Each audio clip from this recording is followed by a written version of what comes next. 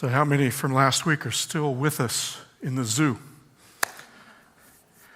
The zoo is this horrific nightmare of earthly powers, earthly kingdoms, and earthly gods, all brought together in Daniel 7. And I know for a fact that there's no way that I covered everything that I wanted and to be able to come to a conclusion. So real quick, I'm going to try to not so much review, but set us up for where I believe the most important part of being in the zoo is. And it isn't the beasts, it's not the empires. It's God looking at the empires and telling all of us, no matter when we lived or what time, that this way of doing things, that this way of governing, that this way of worshiping, that these gods that you have created are all beasts and beastly. And he judges all of them in Daniel 7, even before we move on. I want to make sure that we have established that. I mean, the four beasts coinciding with the four metals, these four empires, some would say the last four great empires of this planet, if we were to go from today marching ourselves back, okay? 685 BCE to 476 CE, 1,161 years. I can't believe we even got that far in just under an hour preaching. All those nations, to some extent, practicing a form of coerced, fear-fueled, terrorizing worship of some sort that will become known in prophetic language as the Babylonian way of worship.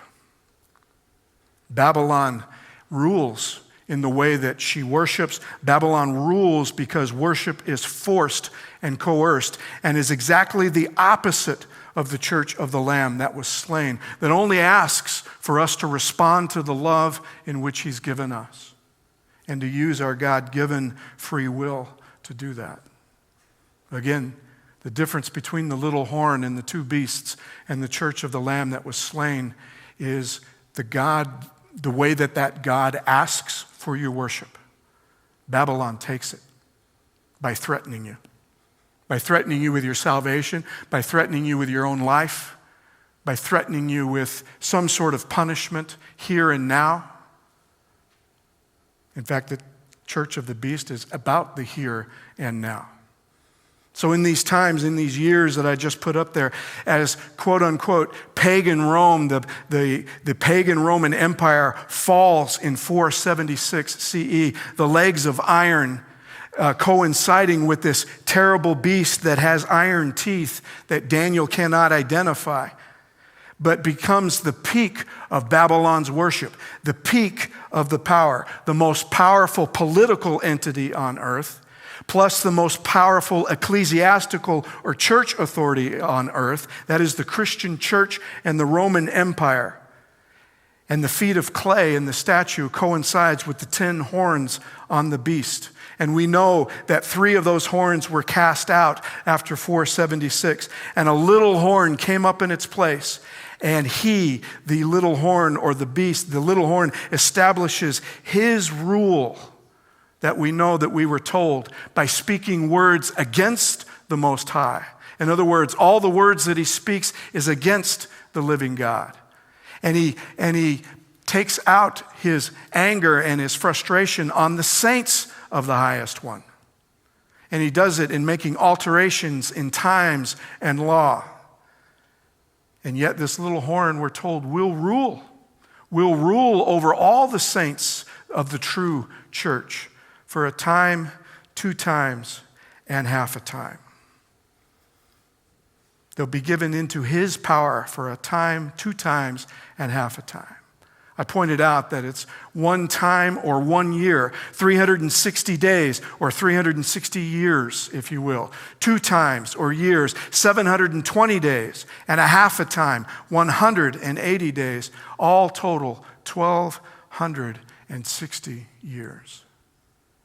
From 538, when those 3 Aryan powers were taken care of, in other words, those horns were removed from the beast's 10-horn realm, if you will, and this little horn comes up, 538 to 1798, which some say would coincide with the absolute crushing of the imperial church at the time. It's the church of the Inquisition at this time and the Crusades. Again, instituted in 538, the last Arian threat, if you will, 538 up to 1300 CE. It's given complete control and power. And nothing is more, I guess, illustrated, or the peak of that is the church's ability to launch the Crusades. 1096, the first crusade is launched by Urban II at the Council of Clermont. November 27th, 1095. Thousands take up the cross and the sword in the other hand and cries, God wills it, to go and take the Holy Land back for the God that they worship. The Second Crusade, 1147 to 49. The Third, 1188 to 92. The Fourth, 1202 to 04. One of the final crusades in 1212, they called the Children's Crusade. And the reason they did was because of how many children died in it. Thousands and thousands and thousands of children die from hunger and disease, or they're sold into slavery as the Crusaders conquer the land. 1208 to 29, notice a 20-year crusade is given by Innocent III against the Albigenses. The Albigenses by this time were believers that numbered over 1 million all over Europe. Nearly all are massacred in 21 years, except for a handful who happened to escape over the Alps into Italy to join the Waldensians. Matthew White, who edited the chapter on the Crusades, if you will, in the big book of horrible things, the definitive chronicle of history's worst atrocities. He goes by 4 historians that say that we estimate either between 1 and 9 million people were killed in the Crusades. He goes with 3, since it's kind of in the middle.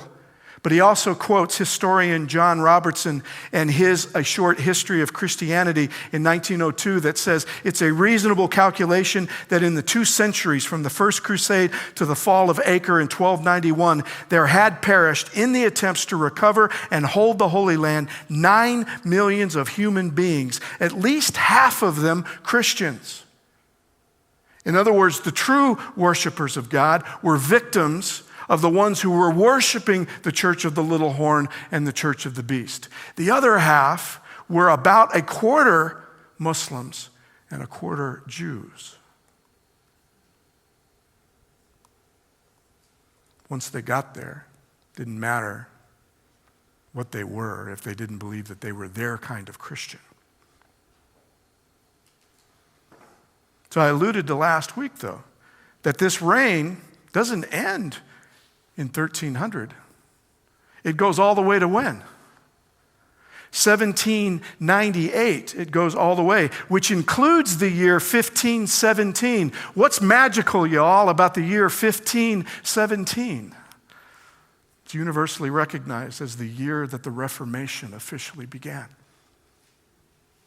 1517 on October, All Saints' Day, on October 31st, 1517 is the day that Martin Luther nailed the 95 Theses to the door of the All Saints Church in Wittenberg. And it begins. So what gives?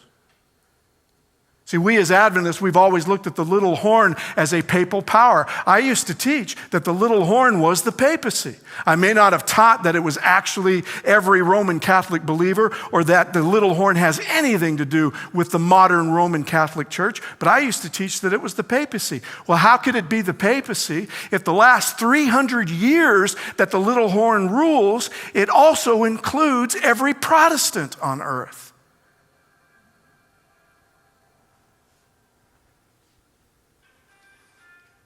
We're seeing that the political power of the papacy actually is completely dismantled by 1563. Do you know why? Because of the reformers.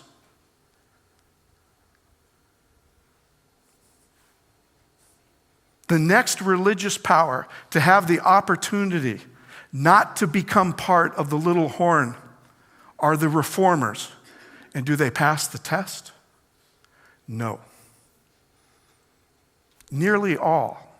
Luther himself, Luther and Melanchthon had to establish, or at least they sought to establish, a legal right to exist outside of the Roman Catholic Church.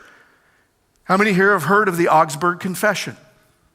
A lot of us believe that the Augsburg Confession was Luther being forced to come and actually, before the archbishop, lay out his reasons for leaving the Catholic Church. No, well, that was part of it, but the other part of it was he had to appeal to the government of Augsburg in order to legally exist outside the Roman Catholic Church. And over the next 200 years, every reformer had to do the same with whatever nation they belonged to. Each country in the old world chose their own faith. There's still a few Roman Catholic nations left. There's still a few Roman Catholic rulers left. But most of them are all Protestants. Once again, the rights of the individual in the old world doesn't exist. If you were different, you weren't tolerated. The reformers got back to Jesus through his word, sola scriptura. Yes, they did. But quickly the dynamic changed as they would not let go of weaponizing their newly found church, weaponizing their newly found dedication to the cross, weaponizing the cross as the church that came before them did. Protestantism doesn't destroy the mentality that ecclesiastical uniformity is essential to political health and peace. It fuels it. It takes it to another level. As I pointed out, the little horn and the beast, that is a power that is church and state. And it doesn't matter what the religion is. It doesn't matter what the government is. If they're brought together, they're beastly because the state is used to coerce the believer in the religion. The papacy did it well. Protestants may do it even better. See, a lot of us think that it's okay, that a Christian empire would be okay as long as it's Christian. Or a lot of us think that it's okay that it would be an empire as long as it was the right government.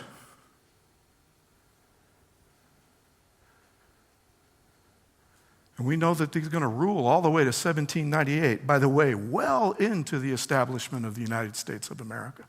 And there's a lot of people who think that it's just fine to worship the beast as long as the government is American and as long as the church is Christian. But look at this time in power from 1500 to 1700, the Reformation occurring in 1517. In 1540, the Society of Jesus is approved by Paul III. The Catholics now come back with the Jesuits. The Counter-Reformation now begins. In 1542, the Inquisition is reinstated. In 1545, Cranmer and Latimer are martyred by Bloody Mary. Mary, who happens to be one of the last Catholic rulers in England. And then here we go with the Protestants. In 1533, Calvin executes Michael Servetus for his views as an Anabaptist. In 1554, the Jesuits are expelled from England by the new English reformers. In 1572, the St. Bartholomew Massacre occurs. 50,000 Huguenots die in one night. And then in 1618 to 1648, the 30 Years' War. It halved the population of Europe. I want you to imagine Rwanda. Rwanda from the 90s, every year for 30 years. In 1649, the Puritans execute the last, ruler completely owned by the church, Charles I.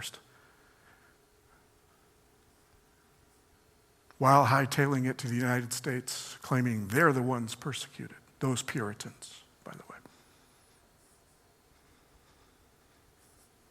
Protestants had their own inquisitions. Luther rages against the Catholics and the Jews, vowing to exterminate those who would not follow him. Zwingli martyrs the Anabaptists. In fact, the Anabaptists get martyred by both Protestant and Catholic churches and factions. They established and reestablished themselves as the most powerful institutions on earth. Forgetting the sources of truth that the Protestants fell into, they make the mistake of no longer protesting at least the power of the medieval church. They begin to cooperate with it. They begin to fuel it. We've taught that the little horn, like I said, was a papal power, that the little horn may only include the first beast. The little horn includes both beasts. And it doesn't matter what the power is, Protestant or Catholic. It doesn't matter what the government is, some nation in Europe or this brand new land that claims to be free. It's a religious empire. And it is the beast. And it is the little horn.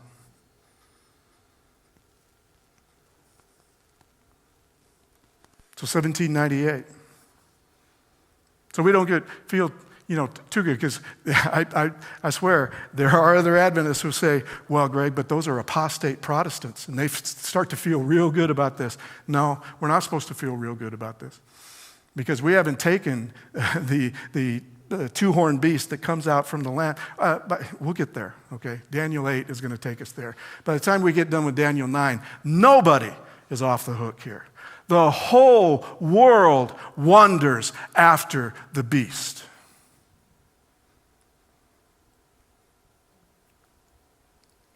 And yet, with the information given us from 1844 on, what have we done with it? Have we done it to oppress? Or have we done it to liberate? Have we done it to love? As I pointed out last week, we've been picking on Catholics for this for 180 years. And there are some who would tell me that if we're still not doing that, we're not preaching the three angels message. We're not really Adventist if we're not calling them out right now. Sorry. They don't know the prophecy, do they?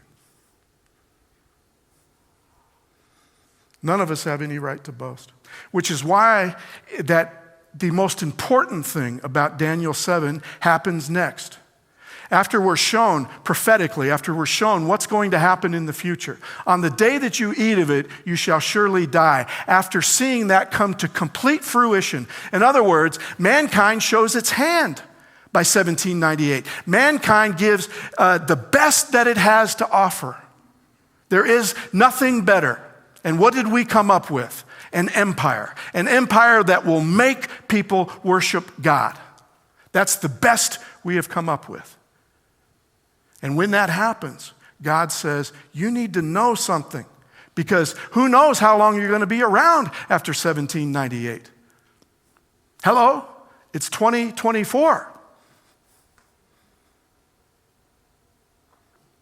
And for anybody who wishes to worship God after these powers come to be and are still active and still governing and still establishing churches in nations like this and in nations all over the world. We could be here for another 3,000-4,000 years. I pray that we're not, but God says you need to know right now that I've already seen the best you have to offer, and I offer the only thing that I can give you. And in Daniel 9, that's what we're told comes next. Daniel 7, verse 9. I kept looking until the thrones were set up, until the Ancient of Days took his seat. His vesture was like white snow, and the hair of his head like pure wool. His throne was ablaze with flames. Its wheels were a burning fire. A river of fire was flowing and coming from before him. Thousands upon thousands were attending him. Myriads upon myriads were standing before him. The court sat, and the books were opened. I've seen the best that humanity can do. I've seen the worst of what humanity can do to each other. And right now, before another second passes in prophetic time, I'm going to judge it.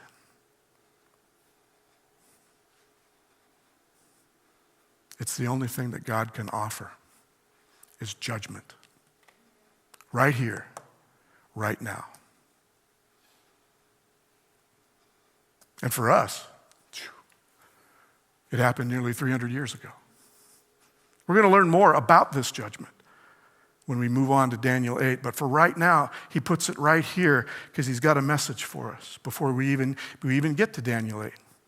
How do we know we're going to get to Daniel 8? Hopefully, this judgment is completely taken out tomorrow. Hopefully, he comes tomorrow. I don't want to study Daniel 8 again.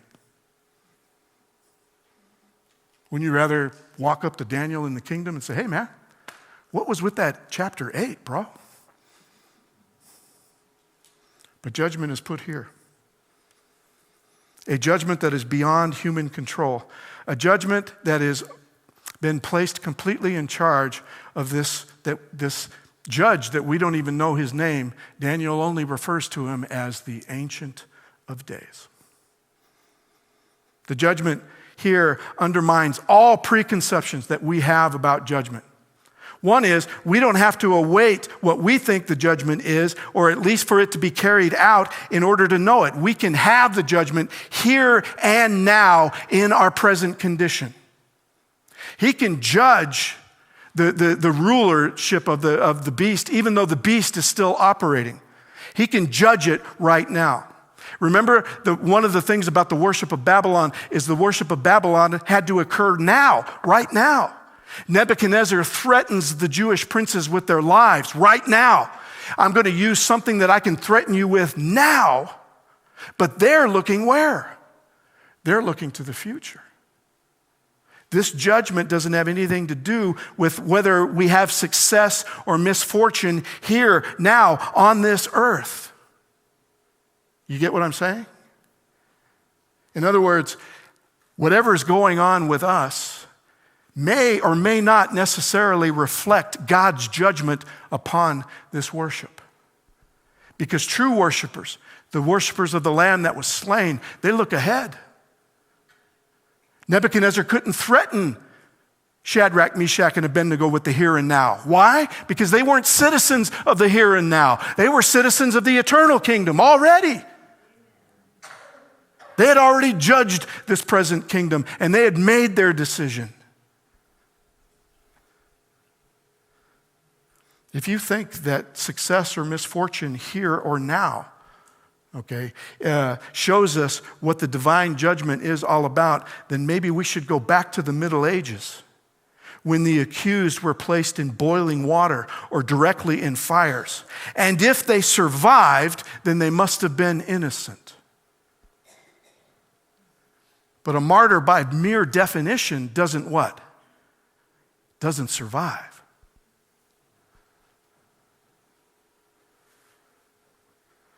The other thing about this judgment is it doesn't happen at our death or his death or anybody's death or at resurrection.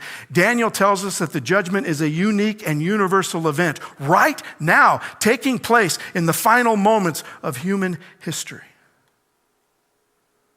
We noticed in verse 8, he said, I was considering the horns. Verse 9, it was as I watched. Then the judgment occurs. It occurred right now, right as he's seeing the vision. It happened.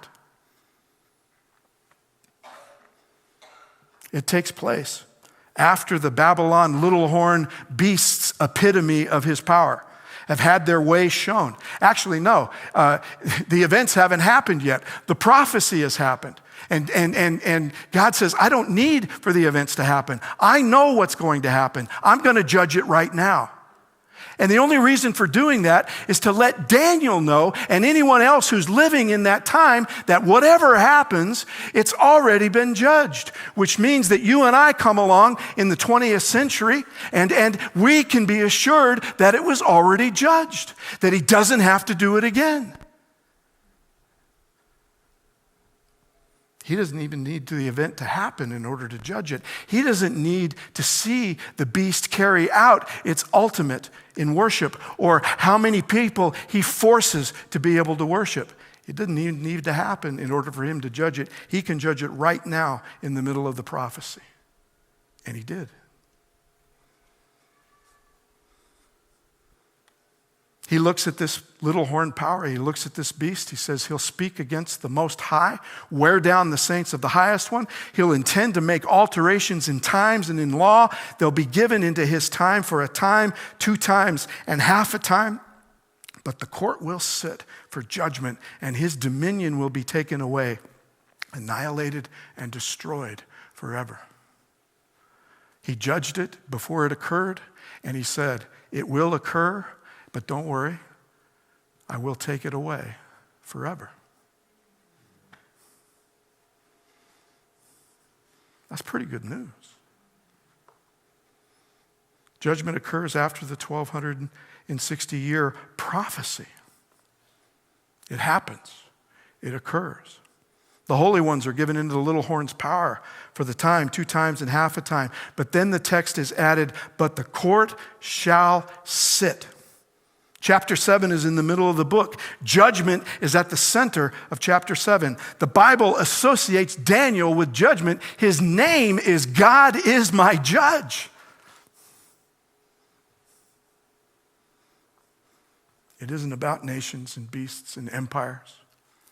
It isn't about whether we feel good about looking at somebody else and blaming them for everything that's happened. It's about judgment. Ezekiel 14:14 says the prophet's idea of the judge is that even though these 3 men, Noah, Daniel, and Job, were in its midst, by their own righteousness, they could only deliver themselves. Noah and Job are central figures in God's judgment. The whole context of this chapter is judgment on Israel. By the way, current Israel, who's in captivity at this time, to the Medes and the Persians and all of them, but also all of future Israel. Even after Israel no longer exists as a nation, it's God's people. God's people can be collectively known and known as Israel.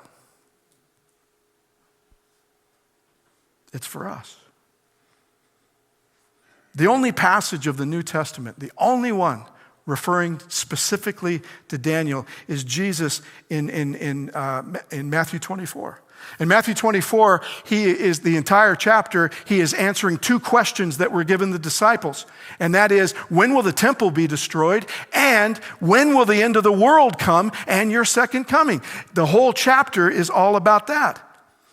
And when he tells them that all of this is going to happen, of what's going to happen, talking about the temple being destroyed, talking about 70 AD, he says, therefore, when you see the abomination of desolation, which was spoken of through Daniel the prophet, standing in the holy place, let the reader understand. For as in those days before the flood, they were eating and drinking and marrying and giving in marriage until the day that Noah entered the ark, and they did not understand until the flood came and took them all away. So will the coming of the Son of Man be.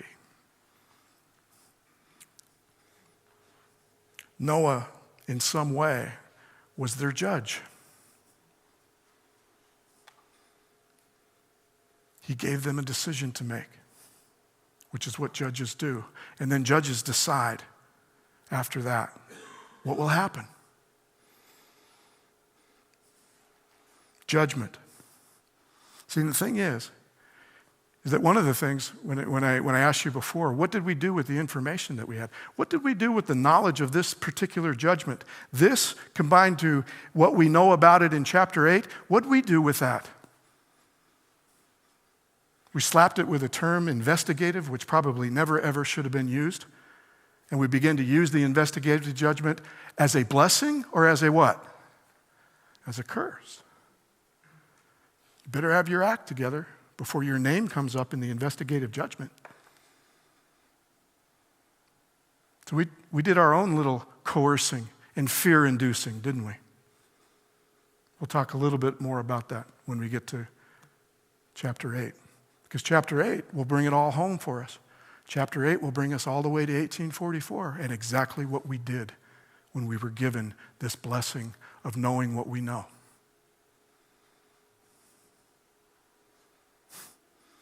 I always remember Dr. John Pauline saying, even though that Adventists claim that we do not believe in an everlasting burning hell, which we don't, he said we did have our own little vegetarian version of it, the investigative judgment.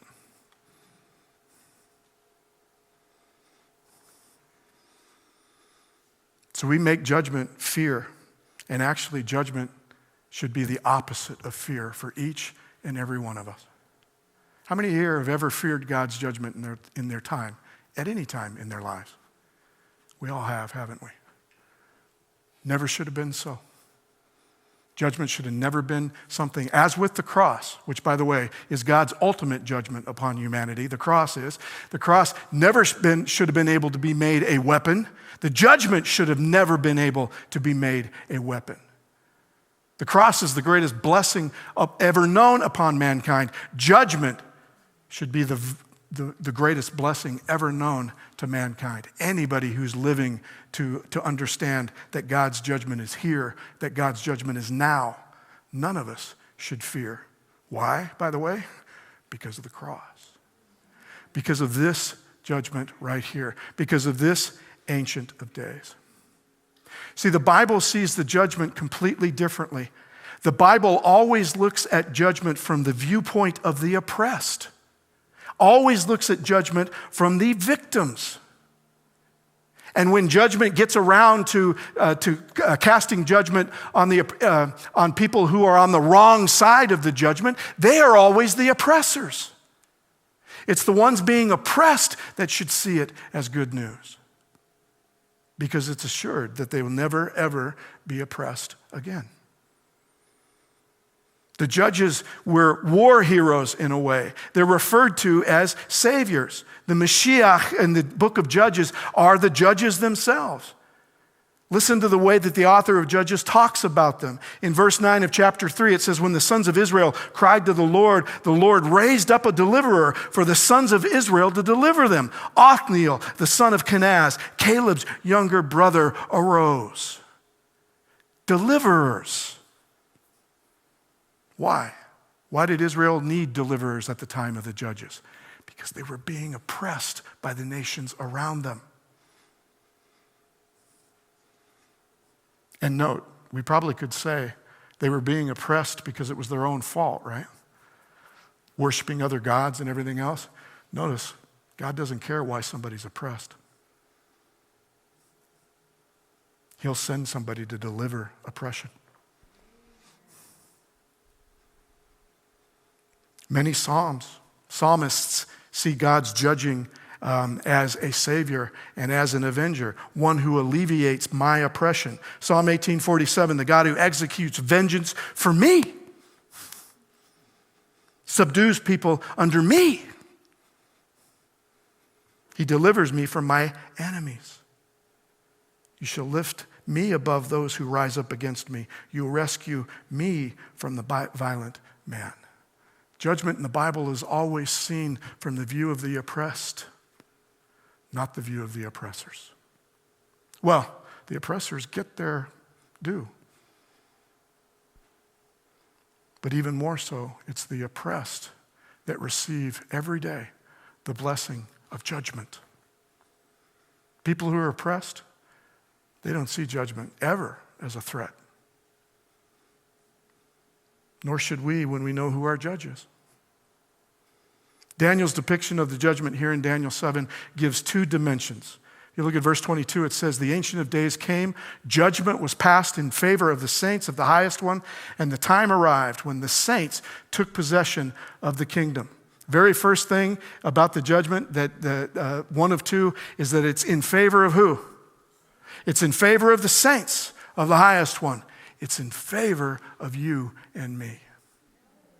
It's the first thing that we're told about this judgment.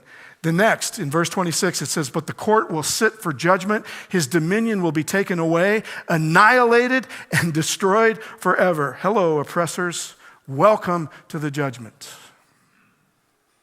See, but the oppressed looks at this, and we what? We rejoice. So what I ask is that as a believer in Jesus Christ, if you're scared of the judgment, you need to ask yourself one question: why? And it just might be that you may enjoy oppressing other people just a little too much. You might enjoy picking on other sinners who seem to be worse than you just a little too much. See, because for us, if we're oppressing even in that way, the judgment is bad news. I thank you, O Lord, I'm not like that tax collector over there.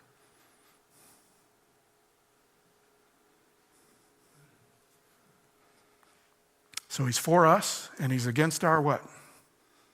And he's against our enemies. It says, I kept looking until thrones were set up, and the Ancient of Days took his seat. His vesture was like white snow, the hair of his head like pure wool. His throne was ablaze with flames. Its wheels were a burning fire. The first thing that we notice, not so much the Ancient of Days, is the first thing that makes the scene is what? Thrones. Thrones are the first thing that make the scene. And it just might be, hang on with me here, it just might be that it's only one throne, that it isn't many, okay? Because this throne is special. And Hebrew sometimes has a way to show you that something's special by expressing it in the plural, even though it's in the singular. How many have ever heard the name of God being Elohim?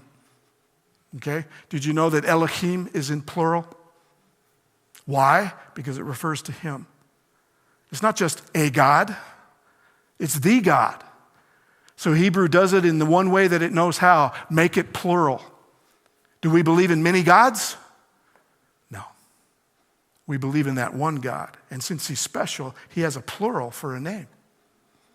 And no, in Hebrew, I'm sorry, doesn't have anything to do with the Trinity. Okay? We could talk about that another time. I can't make it say what it doesn't say. All right? So this throne might be a super throne.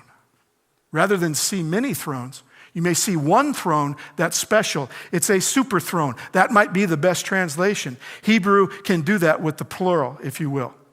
Okay? There are thousands upon thousands who serve him. There are myriads. Do you know what a myriad is? One myriad is 10,000. So that means there are 10,000 10,000s who are serving him. But there's only one who sits. The rest serve. There's only one who sits. And who is he? The Ancient of Days. That's all we know about him. We know what he looks like. We know what he's called. Vavtik Yumayim. That phrase right there is used nowhere else in the Bible. It is only used right here in Daniel. It is only used by him, the Ancient of Days. As I said, thousands upon 10,000s, but there's one throne alone. Why? Because there is only one God. This Ancient of Days, sitting in judgment, is God himself. Nobody else.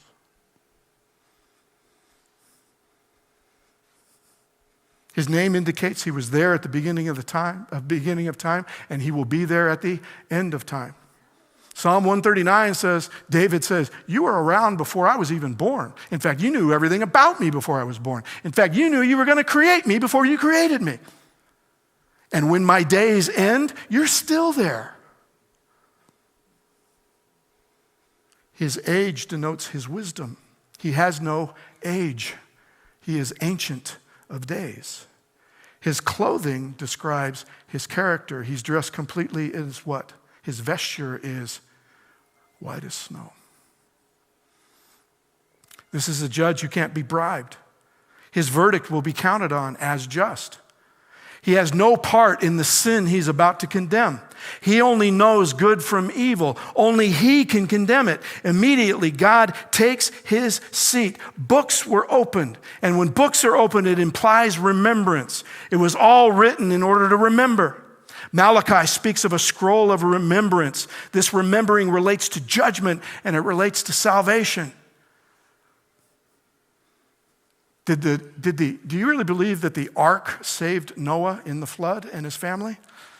That little matchstick of a box in face of what could have been a global flood?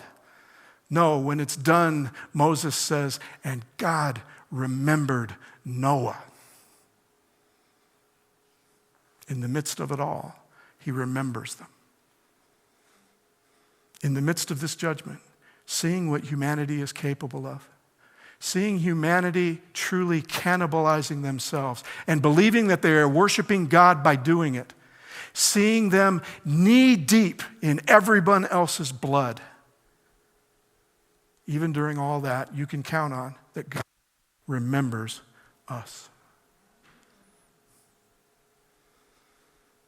Jeremiah 14:10, thus says the Lord concerning this people, truly they've loved to wander. They've not restrained their feet. Therefore the Lord does not accept them. Now he will remember their iniquity and punish their sins. If he remembers everything that he's supposed to remember about us, we can't argue with that, can he? The beautiful thing about God is that he knows exactly who we are, and he died for us anyway. While we were yet enemies, Christ died for us. I know you. I know exactly who you are. And yet I love you. And that's all that matters. He remembers all the actions of the little horn.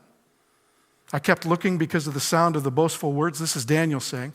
The horn was speaking. I kept looking until the beast was slain and its body was destroyed, given to the burning fire. Look, this goes all the way to Revelation 20 and 21.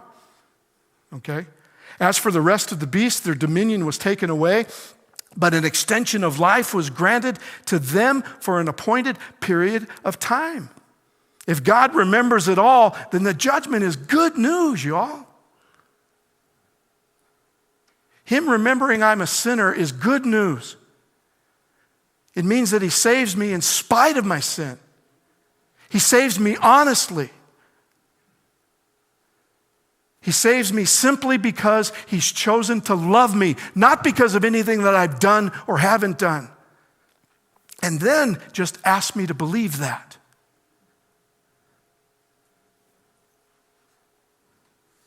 God remembering our sins, it's good news. The judgment is good news, and it's meant to be. For only one reason, okay? I'll give you the one reason, and one reason alone, why this judgment is good news. Because of who the Ancient of Days really is. I kept looking in the night visions, and behold, with the clouds of heaven, one like a son of man was coming. And he came up to the Ancient of Days and was presented before him. And what happened in Revelation 4 and Revelation 5 when the Lamb who was slain got back to the throne room of heaven? What happened? What happened when the Lamb walked up to the throne? We're told that the God that was on the throne got up off of it, put the Lamb on the throne, gave him all dominion and authority, and immediately all angels, all humanity, all creatures begin to worship him. Holy, holy, holy. Worthy is the Lamb that was slain. This is Daniel's version of it right here. The Son of Man comes, and he's presented before the Ancient of Days. And what was he given? He was given dominion. He was given glory, and he was given a kingdom. All peoples, nations, and men of every language might serve him. His dominion is an everlasting dominion which will not pass away, and his kingdom is one which will not be destroyed. The only reason that the judgment is good news is because our judge is the Son of Man. He's identified with all humanity. The only judge that can judge humans is one that was a human. See, Job's argument with God is, you don't understand me because you can't. I want to talk to you, I really do. I want to talk to you about what's happened here. Because my friends tell me that I'm here because I committed some sin and you now hate me. That doesn't sound quite right to me. But if it's true, it's because you don't understand me. It's because you're God. And how can you know what it is like being here? I want to make my case. And then a little later, just 2 chapters later, he says, you know what? I think I got the solution. What I need is someone who understands you and understands me. What I need is someone who is a son of God and a son of man. Literally, he says, I need somebody who can lay a hand on your shoulder, God, and lay a hand on my shoulder. The oldest narrative in the Bible of somebody who just wants an explanation of what's happened to him. And Job is asking for Jesus, our Son of Man. He's the only one that's allowed to judge. Whatever judgment he comes up with, you and I can be assured he's taken being human into account. And the good news is that he loves us as much as the Father does.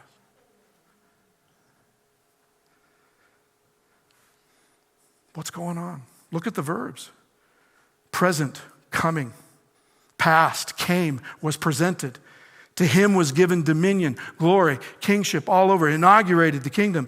The future, we will serve him. The kingdom won't pass away, will never be destroyed. He's established the kingdom right here, right at this moment when he was presented before the Ancient of Days. Jesus' first words of his ministry in the Gospel of Mark, no narrative, no Bethlehem, no virgin birth.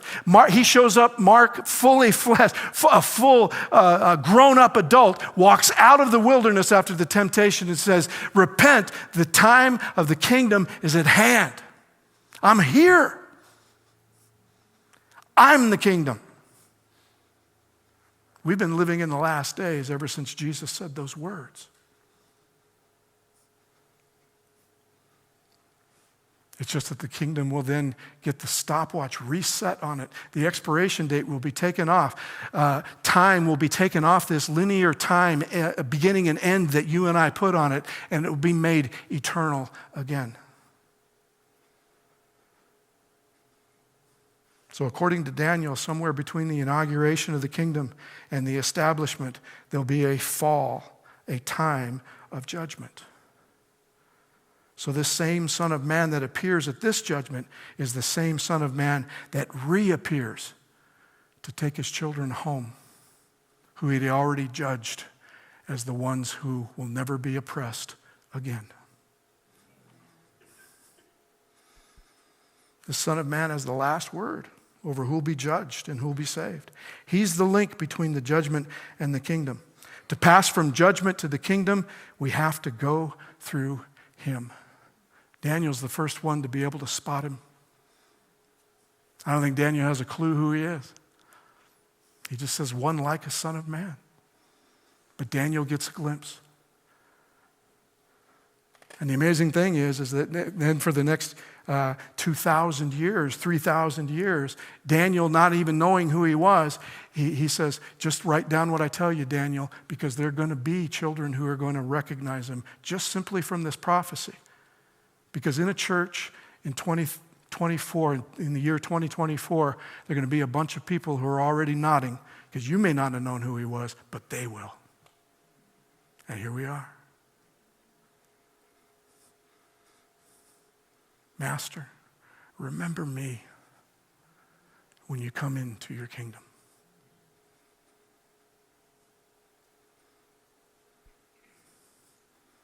And here we are, threatening and worried that he won't remember how bad some of those sinners really were. And we're worried that someone's going to get in. They're going to get away with something. It's what we did with the information given us. In prayer meeting, we've called it the syndrome of prophecy. Adventist prophecy had become the syndrome of, I know something you don't know.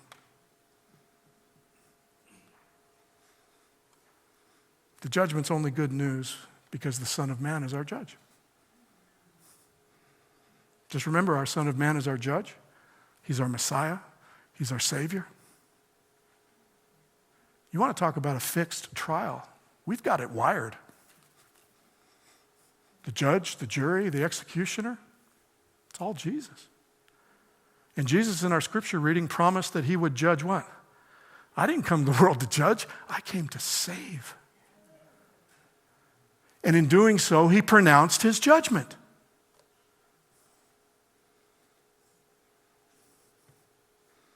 So sometime after the 1260 years, sometime after 1798, after the saints had been given, the 1260 years that humanity and the human church and the human gods had their opportunity to have their way and to try to show God that we have a better way and that the enemy truly believes that this was a better way, this church of beasts and church of little horns. Somewhere after that, this judgment occurs and is done.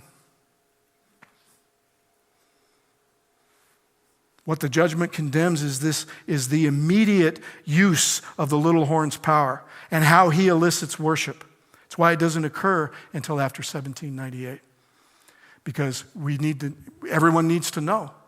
Everyone needs to know what the little horn was capable of. Everyone needs to know what both beasts were capable of and what they carried out. So that when it gets time to when you and I are living in a real time, in fact, all the way from now, all the way back to 1798, we've been living in real time with remnants of the little horn power, with full blown power of the beast. And it's only going to get worse. We need to know as we're going up against it, we need to know if we're going to be oppressed by it. And if we are being oppressed by it, we need to know he's been judged and he has no power over us. He could take our life, which is all he knows how to do.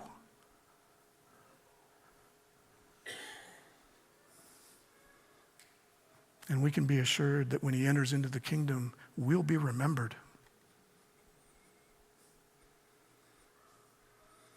So what if cracking these prophecies for us in the 1840s was our invite to worship him completely out of love because we were loved? It was an opportunity for us to move forward and have nothing to do with the powers that came before us. What if it was our opportunity? Did we achieve it? If we did, then why do we still insist that it's only a Catholic condemnation we should be doing when the little horn was as much Protestant as it was Catholic? Why think that empire is a good idea as long as the empire includes the right nation and the right religion? No fear, no coercion, and judgment is only done by the Son of Man. The only judge that the Ancient of Days says in all of creation is qualified to judge us and our history and our future is one who was one of us. In the beginning was the Word, and the Word was with God, and the Word was God. And the Word became flesh, became human, and walked among us. The only judge is the one who will love us. For God so loved the world that he gave his only Son, so that everyone who believes in him may not perish but have eternal life. Indeed, God did not send the Son into the world to condemn the world, not even to judge it, according to chapter 12 by the same author, but in order that the world might be saved through him. Those who believe in him are not condemned. Do you believe what 16 and 17 just said? Then what are you scared of the judgment for? But those who don't believe, they're condemned already. Those who still think that it's a pretty good thing to condemn others, to look good before God, to condemn others, to put our hands into political powers that may or may not have our best interest at heart, to act out in this, to find the tax collector and to condemn him. The one who conquers, I'll give a place with me on my throne. See, because if we believe that way, then we are perfectly good with telling God we are rich and have need of nothing. The very last church in the very last day. If you hear Jesus says, look, I'm standing at the door knocking. If you hear my voice and open the door, I'll come to you, into you, and eat with you, and you with me. And the one who conquers, I will give a place on my throne. The church who gave probably a little bit too much to the worship of the way of the beast. The church who decided that their present truth and doctrine was enough to lock Christ out. We are rich and have need of nothing. We figured out Daniel 7, 8, and 9. We know 1798. We know 1844. We know all of that. So we don't need you anymore. The church, the very last church, the church that deteriorates to the point to where they don't even think they need Christ, they're the ones that get the greatest reward. They get him. And not just him wherever. Him actually on the throne. If you let me in, you'll sit with me on the throne. No fear. No force, no coercion.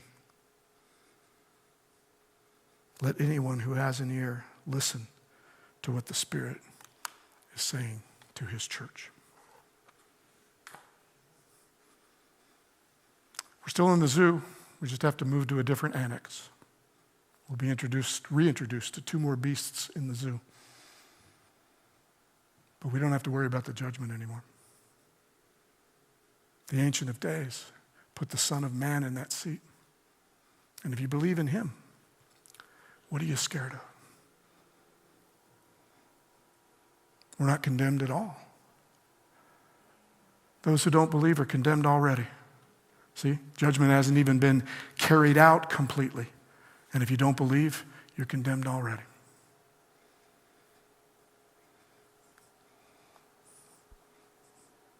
I think righteousness by faith is pretty good.